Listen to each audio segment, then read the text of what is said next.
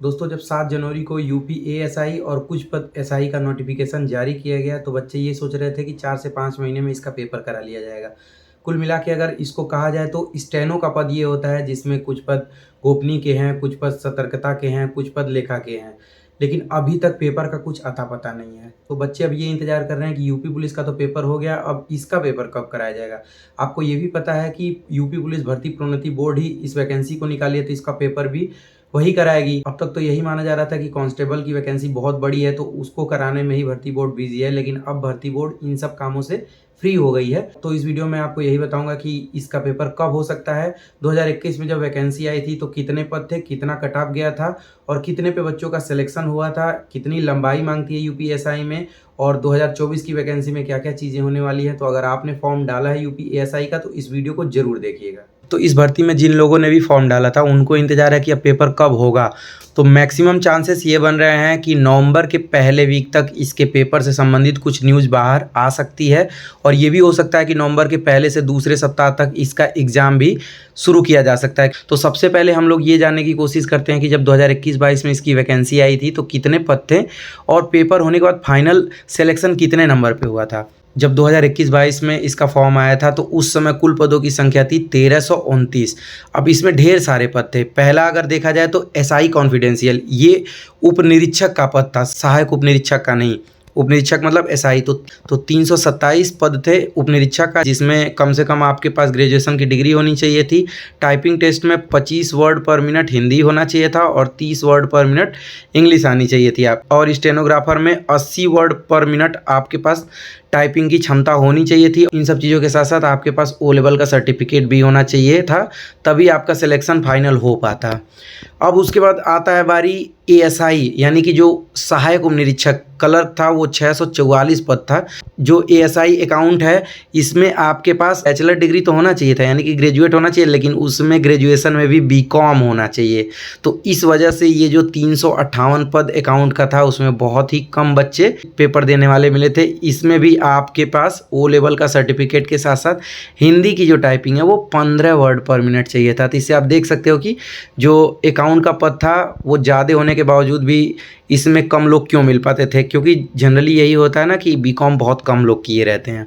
अब इसमें ये देखते हैं कि जो एसआई कॉन्फिडेंशियल है उसमें कितने पद कैटेगरी वाइज थे। तो 136 पद जनरल का, ईडब्ल्यूएस का 32 पद, ओबीसी 87, एससी 67 और एसटी का 5, कुल मिला के 327 पद एसआई कॉन्फिडेंशियल का था। एएसआई में 260 पद, जिसमें 64 ईडब्ल्यूएस, 173 ओबीसी, एससी 135, एसटी 12, कुल मिला के 644 पद। और एएसआई अकाउंट में 144 टोटल पद थे, जिसमें 35 ईडब्ल्यूएस, 96 ओबीसी, एससी 75, एसटी 7 पद और कुल मिला के 353 पद हो जाते हैं। तो अब ये जानने की कोशिश करते हैं कि कितने लोगों ने इसमें फॉर्म भरा था, कितने लोगों ने पेपर दिया, कितना इसका कैटेगरी वाइज कट ऑफ गया था, और उसके बाद कितने लोगों को डीवी और पीएचडी के लिए बुलाया गया।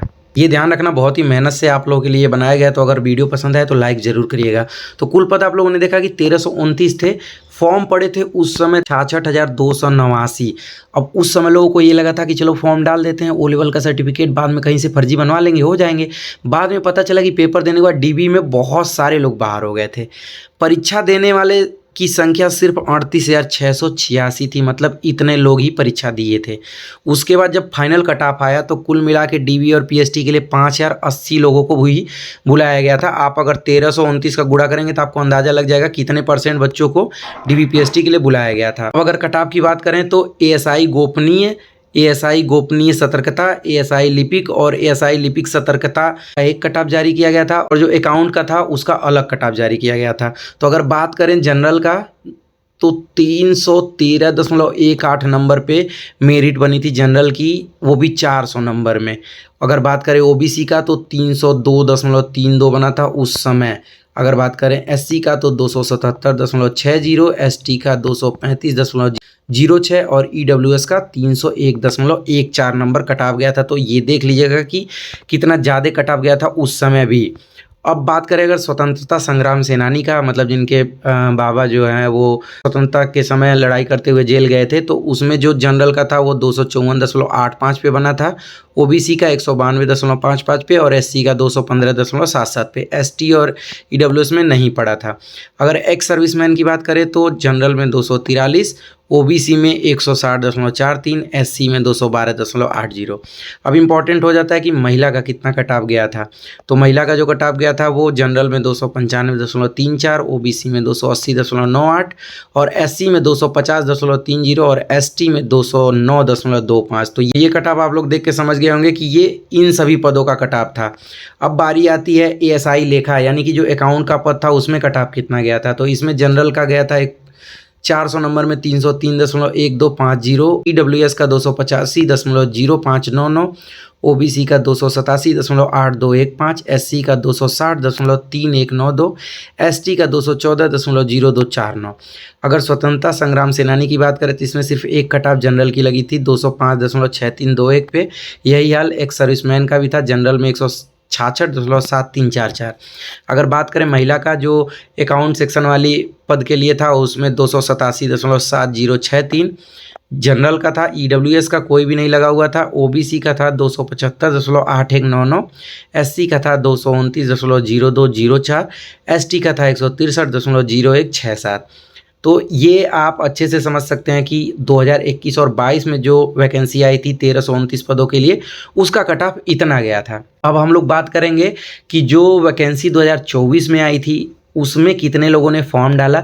इसके साथ साथ ये भी जानने की कोशिश करेंगे कि इसमें लंबाई कितना मांगता है, रनिंग होती है या नहीं होती है, डॉक्यूमेंट वेरिफिकेशन में क्या क्या चीज़ें चेक होती हैं। तो अगर बात करें 2024 की वैकेंसी की, तो इसमें जो यूपी पुलिस एसआई कॉन्फिडेंशियल का पद है वो 268 है। आपको पता है इसमें ग्रेजुएशन की डिग्री होनी चाहिए, हिंदी में 25 वर्ड और इंग्लिश में 30 वर्ड पर मिनट टाइप करने आना चाहिए। स्टेनोग्राफर हिंदी में 80 वर्ड पर मिनट आपको हिंदी का टाइपिंग आना चाहिए, बाकी उसके साथ ओ लेवल का सर्टिफिकेट होना ही चाहिए, ये तो सब में होना चाहिए।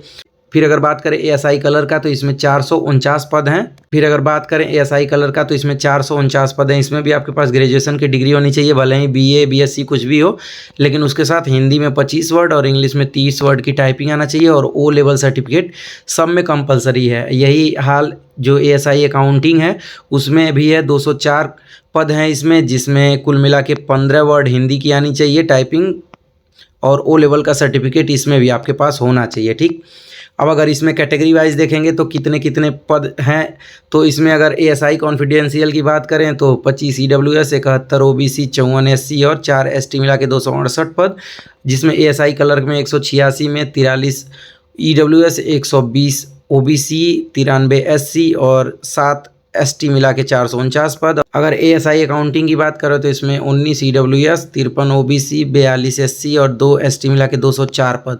कुल मिला के जो पदों की संख्या है 2024 वाले वैकेंसी में वो है 921 पद। अब इसमें ये जानना बहुत ज़रूरी है कि इस बार फॉर्म की संख्या कितनी है। तो इस बार भी फॉर्म की संख्या 73,939 है। अगर पिछली वैकेंसी की तुलना में देखा जाए तो लगभग 8,000 के आसपास जो फॉर्म है वो ज़्यादा पड़े हैं। इससे कोई मायने नहीं रखता। बहुत सारे लोग ऐसे हैं जिनको ये लगता है कि ओ लेवल का सर्टिफिकेट हम कहीं से एकदम ओरिजिनल जैसा बना लेंगे। अगर उनके पास नहीं है तो वो किसी भी हालत में पेपर देने के बाद डॉक्यूमेंट वेरिफिकेशन क्वालिफाई नहीं कर सकते हैं। अब देखते हैं इस बार कितने लोग पेपर देते हैं। इस बार वही लोग पेपर देंगे जिन लोगों के पास ओ लेवल का सर्टिफिकेट होगा। अगर ओ लेवल का सर्टिफिकेट नहीं है और वो पिछली बार भी बाहर हो गए थे तो इस बार वो वैसे ही पेपर नहीं देने जाएंगे। लेकिन इतना तो ध्यान में रखिए कि पदों की संख्या कम हुई है और कहीं ना कहीं बच्चे ज़्यादा पढ़ रहे हैं, तो जो इस बार मेरिट जाएगी वो पिछली बार से ज़्यादा ही जानी चाहिए। अगर पेपर आसान आ जाता है तो और ज़्यादा चली जाएगी, पेपर अगर टफ आता है तो हो सकता है कट ऑफ नीचे भी चली जाए। अब ये जानना बहुत ज़रूरी है कि कितनी लंबाई इसमें मांगती है। अगर बात करें मेल के लंबाई की, जनरल, ओबीसी और एससी में 163 सेंटीमीटर होना चाहिए। सीना मिनिमम बिना फुलाने के साथ 77 और फुला के 82 होना चाहिए।